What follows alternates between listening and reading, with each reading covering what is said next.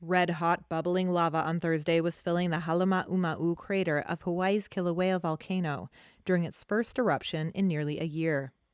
That's according to the U.S. Geological Survey, which said the lava presented no immediate threat to populated areas. Natalia DeLing is a geologist with USGS. All the activity is confined to Halemaumau. So we have fountaining, we have fissures, and we have lava lake activity. All that is within Halemaumau. So it's all confined for the present. Seismic activity, tilt, etc., that's all showing that it's in the summit region. It hasn't gone elsewhere. Even so, residents who live downwind of the volcano were warned of possible exposure to sulfur dioxide and other volcanic gases that can irritate the respiratory system. Still, visitors in awe of the lava's glow and pluming smoke were allowed to check it out from a safe distance.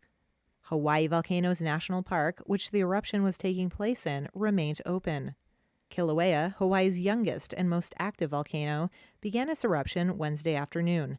It last erupted in December 2020 when a water-filled lake that had formed at the crater evaporated and was replaced by a lava lake. As thousands of Haitian migrants were detained, deported, or expelled from an impromptu border camp built along the Texas-Mexico border last week, many others traveled west to the border city of Tijuana, hoping to avoid a crackdown aimed at stemming the rising tide of migrants, fleeing recent natural disasters and political upheaval that have ravaged Haiti in recent months. Many forced to pay thousands of dollars to evade detection and avoid popular routes. Fellow Haitians who reached the doorstep of the United States 5 years ago, however, have become a valuable resource for those fleeing the country this time, smoothing the pathway north. Since July, the network has also helped some Haitians to cross into the United States. 26-year-old Alexander Gerby recently arrived in Tijuana with his wife and daughter after a month-long journey from Chile. I can't tell how much money I spent to get here. I have a daughter for whom I needed to buy things and food for her mother, and of course, that's a lot of money. His journey mirrors that of predecessors who first fled a major 2010 earthquake in Haiti and chronic poverty for South America. Many then moved north en masse for the United States in 2016. Settling in various parts of Tijuana, some Haitians work in restaurants and factories, while others have businesses ranging from cell phone shops to car washes, gardening, plumbing, and interior decoration. Felix Deem arrived in Mexico from Haiti 9 years ago and has been living in Tijuana for a year. He is a worker at a local factory. I'm working here. I don't want to leave to go to the U.S. Recently, a lot of my compatriots crossed the border and many of them were deported. I can live well here as well, as long as I'm working. Reuters spoke to more than 20 Haitians and Mexicans in Tijuana, who said they were advising new Haitian arrivals where to stay, or had offered them rooms to rent themselves. Baja California, the state where Tijuana lies, has traditionally been one of the fastest growing in Mexico, and the local labor minister told Reuters the Haitians are welcome. Britney Spears may soon be free of the conservatorship that has controlled her life for 13 years, as the case drew attention to potential abuses of this type of legal agreement. Free Britney now! At a contentious hearing in Los Angeles Superior Court on Wednesday, Judge Brenda Penny removed her father, Jamie Spears, from oversight of his daughter's $60 million estate and replaced him with a CPA. Jamie Spears had been in charge of his daughter's business affairs since 2008, when he put in place a wide-ranging, court-approved conservatorship after she suffered an alleged mental breakdown. The details of Britney Spears' mental health have never been revealed.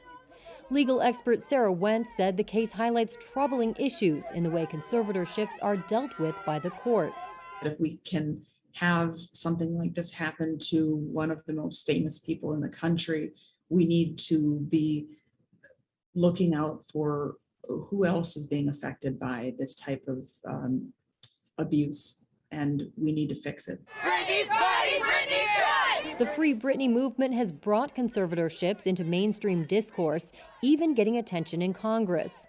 The Senate Judiciary Committee held a hearing on toxic conservatorships earlier this week. Britney Spears, now 39, has been struggling for years to get free of the legal arrangement. The pop star stepped up her efforts in June, telling the judge she wanted her life back.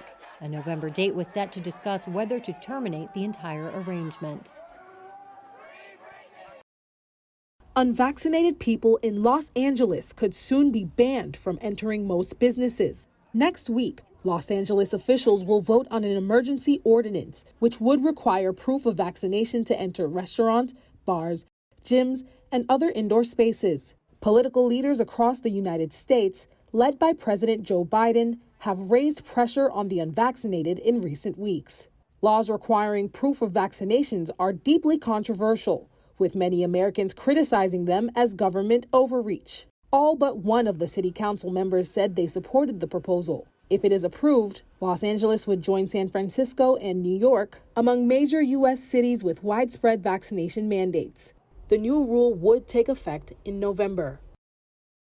Number one, have you quantified how many children have taken their own lives because of your products? Senators on both sides of the aisle on Thursday took direct aim at Facebook, grilling its global head of safety over leaked internal reports which show that its Instagram app damages the mental health of teenagers, and Facebook knows it.